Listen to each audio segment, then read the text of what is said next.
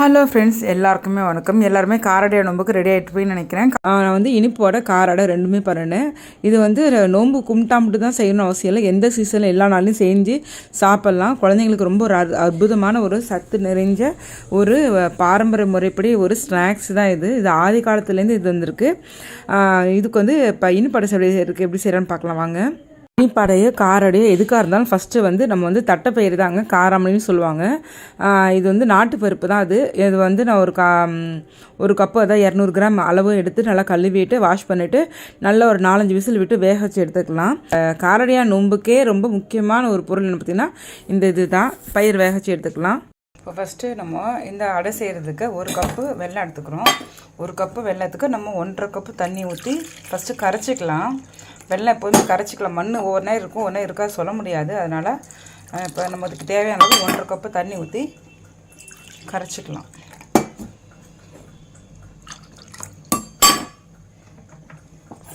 கரைச்சிட்டு அதுக்கப்புறம் பண்ணிக்கலாம். இப்போ கொஞ்சமாக வெண்ணெய் போட்டுக்கலாம். இது ஆப்ஷன்ஸ் தான், இது ஒன்றும் அவசியம் இல்லை. இப்போ நம்ம இது கூட தேங்காய் கொஞ்சம் போட்டுக்கலாம். தேங்காய் போட்டு நல்லா ரோஸ்ட் ஆகட்டும்.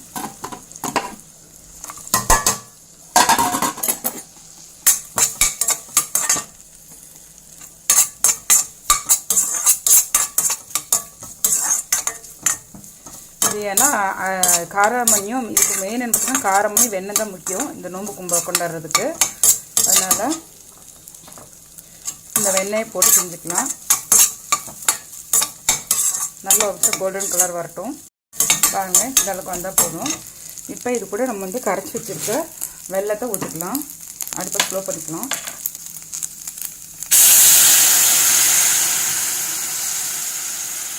மண் பண்ணி பார்த்துக்கலாம்.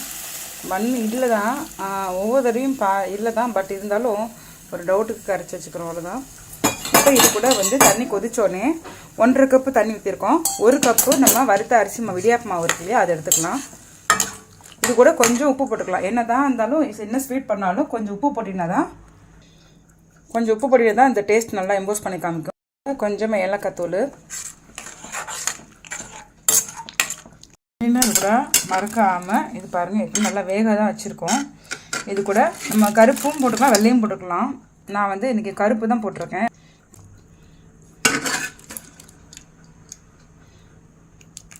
நம்மளுக்கு வேணுங்கிற அளவு போட்டுக்கலாம். கொஞ்சம் தண்ணி இதில் ஊற்றிக்கலாம். இந்த டேஸ்ட் நல்லாயிருக்கும் உங்களுக்கு மாவு கலக்கிறப்ப. இது வேக வச்ச தண்ணி இப்போ கொதிக்கட்டும். பாருங்கள், தண்ணி கொதிக்குது. இப்போ நம்ம லைட்டாக போட்டு அப்படியே கிளறிடலாம். இது என்னென்னு பார்த்தீங்கன்னா இடியாப்பு மாவு. இல்லாட்டி நீங்கள் வெறும் அரிசி மாவு இருந்தால் கூட நீங்கள் வறுத்துட்டு இது மாதிரி போட்டுக்கலாம்.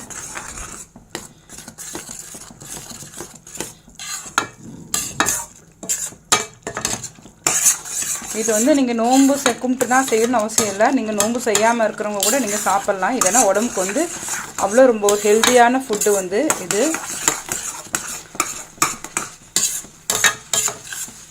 நல்லா கெட்டியாகும்.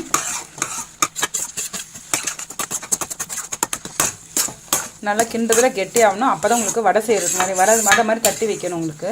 ஏன்னா இது அடைன்னு பேர். பட் ஆனால் நம்ம அடை மாதிரி தட்டுறதுக்கு நம்ம வடை மாதிரி தட்டிக்கலாம். அதுக்கு இன்னும் கொஞ்சம் கெட்டி ஆகணும். மெயின் இந்த காரம் வச்சு தான் பண்ணணும். ஏன்னா அந்த காலத்தில் வந்து சாவித்திரி வந்து பார்த்திங்கன்னா இது காராமணி காட்டில் உள்ளதை வச்சு தான் சிம்பிளாக செஞ்சது. ரொம்ப சிம்பிளாக சாமி கும்பிடக்கூடியது இது ஒன்று தான். பாருங்க, நல்லா கெட்டியாகிடுச்சு. இப்போ வந்து நம்ம ஆற விட்டுறலாம். இதை ஒரு வேறு பவுலில் மாற்றிட்டு அடுத்து கார அடை செய்கிறதுக்கு இதே பவுலில் கொஞ்சம் வெண்ணெய் எடுத்து போட்டுக்கலாம். வெண்ணெய் கரைஞ்சோடனே கொஞ்சம் கடுகு போட்டுக்கலாம். கடுகு போட்டு நல்லா பொரிஞ்சோடனே நம்ம ஏற்கனவே வெங்காயம் வந்து சின்ன வெங்காயம் பெரிய வெங்காயம் நல்லா கொஞ்சம் பொடி நறுக்கி, ஒரு பச்சை மிளகா நைஸாக சின்னதாக கட் பண்ணிக்கலாம். அப்புறம் கருவேப்பிலை வேணும்னா கட் பண்ணிக்கலாம், இல்லைன்னா விட்டுறலாம். அதெல்லாம் நம்ம கட் பண்ணி வச்சுக்கலாம். இந்த கடுகு நல்லா பொரிஞ்ச உடனே பாருங்கள் பொரிஞ்சிருச்சு. இப்போ அதை போட்டுக்கலாம். இது கூட நம்ம பொடியாக நறுக்கி வச்ச வெங்காயம் பச்சை மிளகாய் எல்லாத்தையும் சேர்த்து கட் பண்ணி வச்சுருக்கேன். அது எல்லாத்தையும் போட்டு கண்ணாடி பதம் வதக்கினா போதும், ரொம்பலாம் வதக்க வேணாம். கொஞ்சம் உப்பு போட்டுக்கலாம். இதுக்கு தேவையான அளவு கொஞ்சம் உப்பு போட்டுக்கலாம். ஏன்னா நம்ம மாவுளி கொஞ்சம் உப்பு போட்டிருப்போம். நான் போட்டு தான் வச்சுருப்பேன். நான் வறுத்த மாவாக தான் இது சொல்லி கொஞ்சம் போட்டு வச்சுருப்பேன். அதனால் கொஞ்சம் உப்பு தேவையான அளவுக்கு மாவுக்கு மட்டும் கொஞ்சமாக போட்டுக்கலாம்.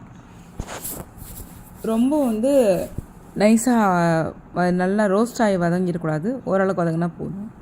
இப்போ இது கூட நறுக்கி வச்சு பல்லாக நறுக்கி வச்சு தேங்காயும் போட்டுக்கலாம்.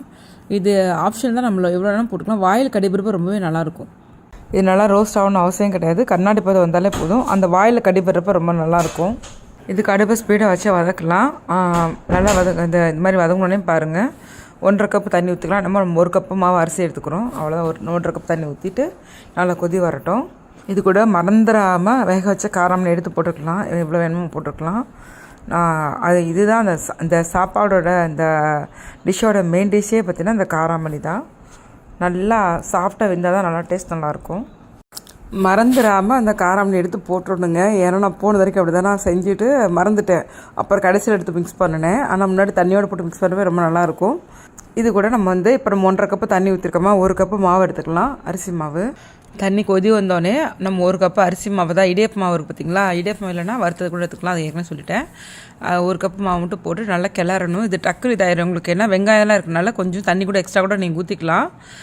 2 கப்பாக கூட நீங்கள் எடுத்துக்கலாம். இந்த கார அடை செய்கிறதுக்குன்னா 1.5 கப்பு தான் எடுத்திருக்கேன், கொஞ்சம் டைட்டாக தான் இருந்துச்சு செய்கிறதுக்கு. நீங்கள் 2 கப்பு கூட எடுத்து ஊற்றிக்கலாம். இது நல்லா ஆறட்டும். இப்போ நம்ம ஏற்கனவே இது எடுத்து வச்சுருக்கோம் இல்லையா, இனிப்பு செஞ்சு எடுத்து வச்சுருக்கோம். இப்போ கொஞ்சம் எண்ணெய் தொட்டு ரவுண்ட் பண்ணி நம்ம இது வேக வச்சுக்கலாம். இப்போ நம்ம அரிசாலையே எடுத்துக்கிறோம். கொஞ்சமாக எண்ணெய் தொட்டு நம்மளுக்கு எந்த ஷேப் வேணுமோ அந்த ஷேப் பிடிச்சிக்கலாம். இப்படியே பிடிமானா கூட பிடிச்சிக்கலாம். இது அடைங்கிறதுனால இப்படி தட்டி தான் செய்யணும், அதுதான் அடைக்குங்கிற பேர். இடியாப்ப மாவு வீட்டில் எப்படி சொல்லமோ செய்கிறது ஏற்கனவே சேனலாக போட்டிருக்கேன், அதோட லிங்க் நான் டிஸ்கிரிப்ஷன் தான், செக் பண்ணிக்கோங்க.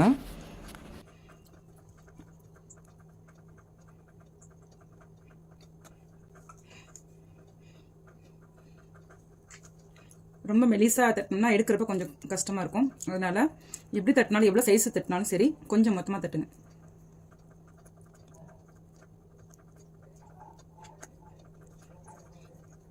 நம்ம அப்படியே எல்லா கடையும் தட்டி எடுத்துடலாம். இது இனிப்பு அடை, உங்களுக்கு கலர் பார்த்தாலே தெரியும். சாமி படைக்கிறது தயவு செஞ்சு எதுவுமே நீங்கள் சக்கரை மட்டும் போட்டு பண்ணிடாதீங்க, அது பிரோஜனமே கிடையாது. நீங்கள் சக்கரைனா கலர் ப்ரௌன் சுகர் பார்த்தீங்களா, அது கூட போட்டுக்கலாம். ஆனால் அது எதுவோட நல்ல பெஸ்ட் எதுன்னு பார்த்தீங்கன்னா இதுதான், இந்த வெல்லம் கருப்பட்டி இதுதான். இதெல்லாமே நான் தட்டிட்டு காமிக்கிறேன். இப்போ நம்ம இனிப்பு தட்டியாச்சு. இப்போ அடுத்து நம்ம காரம் பண்ணிக்கலாம்.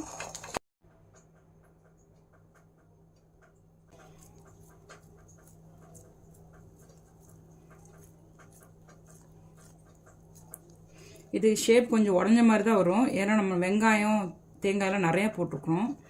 ரெண்டாவது பார்த்தீங்கன்னா தண்ணி டக்குன்னு புரிஞ்சிடும் உங்களுக்கு. நீங்கள் இந்த காராடைக்கு 1க்கு 2 கப்பு தண்ணி ஊற்றிக்கோங்க. வரலன்னா இது மாதிரி ரவுண்டாக கூட தட்டிக்கலாம், ஒரே இதில் ஓட்டை போட வரலன்னா.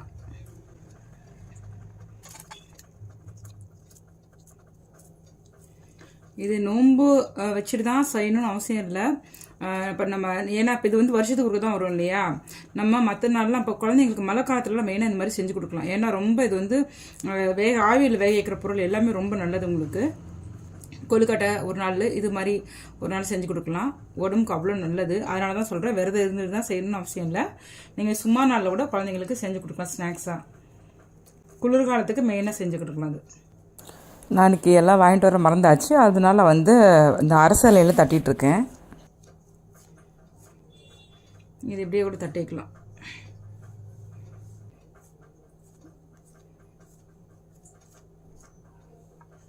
ஒரு பொருள் ஆவியில் வேக வைக்கிற முன்னாடி தண்ணி இட்லி சட்டியில் கொதிக்கணும். தண்ணி கொதிச்சா வச்சினா தான் அது நல்லா உங்களுக்கு அது எப்படி நம்ம என்ன ப்ரொசீஜர் கிடைக்குமோ அதே சாஃப்ட்டு எல்லாம் கிடைக்கும், இல்லைன்னா ஹார்டாக தான் இருக்கும்.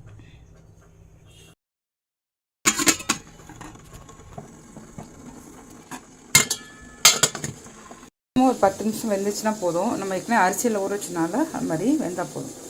பாருங்கள், லைட்டாக கொஞ்சம் சூடு ஆறணுன்னா எடுத்தால் அழகாக வரும். நம்ம எடுத்து சர்வ் பண்ணிக்கலாம். இது இனிப்பாடை. நான் ரெண்டுமே ஒரே இதில் தான் வச்சுருக்கேன், ஒரே டிஷ்ஷில் தான் வச்சேன். ஒரு தட்டு இனிப்பாடை, ஒரு தட்டு காராடை வச்சுருக்கேன். ஏன்னா டைம் ஆயிடுச்சு சாமி கும்பிட்றதுக்கு, அதனால தான். இது உடம்புக்கும் நல்லது, குழந்தைங்களுக்கு நல்லது. அடுத்து காராடை.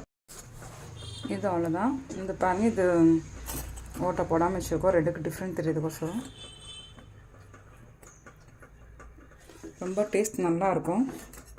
நீங்களும் வீட்டில் செஞ்சு ட்ரை பண்ணி பார்த்துட்டு கமெண்ட் பண்ணுங்கள் எப்படி இருந்துச்சுன்னு.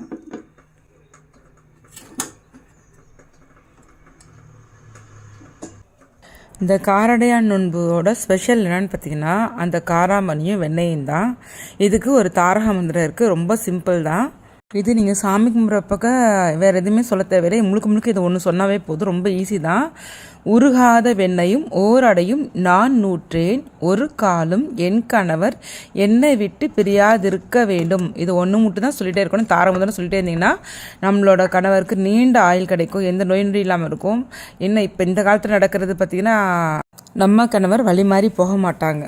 இந்த வீடியோ கண்டிப்பாக ஜென்ஸ் பார்த்தா திட்டாதீங்க தயவு செஞ்சு, இது நடக்கிறதுக்கு தான் சொன்னேன். இது அப்புறம் ஒரு மஞ்சள் சரடு, அதாவது அந்த விரலி மஞ்சள் வச்சு சாமிக்கு ஒரு மஞ்சள் சரடு கட்டி வச்சுட்டு அதுக்கப்புறம் நம்மளுக்கு ஒரு மஞ்சள் கயிறு, அப்புறம் ஒரு நூலில் வந்து 2-3 பூ வச்சு வரலட்சுமி நோம்பு கட்டுவோம் பார்த்திங்களா, நூல் கயிறு நோம்பு கயிறு, அந்த மாதிரி அதுவும் ஒன்று கட்டி வச்சுக்கலாம். அந்த மஞ்சளுக்கு வந்து விரலி மஞ்சளுக்கு வந்து கொஞ்சம் குங்குமம் வைக்கணும், அது நான் மறந்துட்டேன் கட்டினப்ப, அதனால தான். இது வந்து ரொம்ப நம்ம செய்கிற பேர் நல்லாயிருக்கும். நம்ம கையில் கட்டிக்கலாம். இன்றைக்கி வெள்ளிக்கிழமை கட்டிட்டு அதுக்கப்புறம் நம்ம ஞாயிற்றுக்கிழமை கழட்டி போட்டுடலாம், அந்த கயிறு ஆற்று குளத்தில் போட்டுடலாம். கடைசியில் தூபம் ஆறானதெல்லாம் காமிச்சிடும். இது வந்து ரொம்ப சிம்பிள் தான். பழம் வந்து நம்மளுக்கு என்ன வேணுமோ பழம் வச்சுக்கலாம், அது மிச்சம் வைக்காமல் தான் நம்மளோட இஷ்டம் தான். ஆனால் நம்ம கண்டிப்பாக மெயின் வெத்தலை பார்க்க வைக்கணும். அவ்வளோதான். பாருங்கள், எங்கள் வீட்டில் சிறப்பாக வழிபாடு பண்ணியாச்சு. நீங்களும் சிறப்பாக பண்ணிப்பீங்க நம்பிக்கைப்படுறேன். தேங்காய் உடைக்கிறவங்க பழக்கிறவங்க தான் தேங்காய் உடைச்சிக்கலாம். அப்போ கடைசியில் அப்புறமேட்டு இந்த நோம்பு கயிறு கையில் எடுத்து கட்டிட்டு அதுக்கப்புறமேட்டு தாலி கயிறு மாற்றுறதா இருந்தால் மாற்றிக்கலாம். இல்லை நான் இப்போ தான் மாற்றினேன் அப்படின்னு சொன்னால் நம்ம வந்து மேலால் அந்த நம்ம செயின் தாலி கொடியோட கழுத்தில் போட்டுக்கலாம். நம்ம சேனல் வரைக்கும் சப்ஸ்கிரைப் பண்ணால் பார்த்தீங்கன்னா சப்ஸ்கிரைப் பண்ணுங்கள், பெல் பட்டன் கிளிக் பண்ணிக்கோங்க. அப்போ தான் நான் போகிற ஒவ்வொரு வீடியோஸும் நோட்டிஃபிகேஷன் காமிக்கும். அனைவருக்கும் காரடையான் நோன்பு நல்வாழ்த்துக்கள். இந்த வீடியோ பிடிச்சா லைக் பண்ணுங்கள், ஷேர் பண்ணுங்கள், சப்ஸ்கிரைப் பண்ணுங்கள். நெக்ஸ்ட் வீடியோவில் பார்க்கலாம். பாய்.